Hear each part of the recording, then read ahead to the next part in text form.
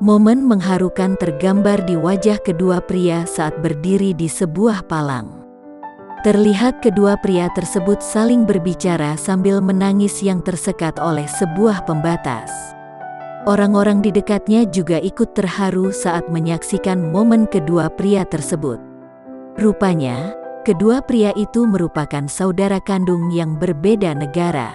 Pria di sebelah kanan merupakan warga negara Timor Leste. Ia juga nampak memberikan bingkisan pada saudaranya itu. Sedangkan pria di sebelah kiri merupakan warga negara Indonesia. Dalam keterangan di video itu, pengunggah juga menuliskan keterangan rasa kesedihan antara kedua saudara tersebut. Mereka bersaudara kandung yang berbeda negara dan harus bertemu di perbatasan.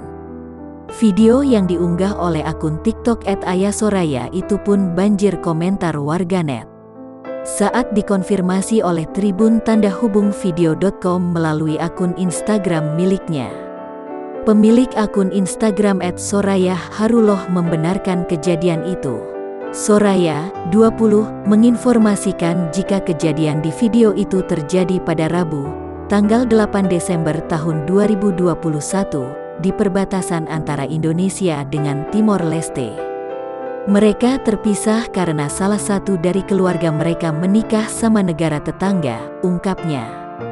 Walaupun berbeda negara dan terbatas oleh palang pembatas, keduanya tetaplah bersaudara.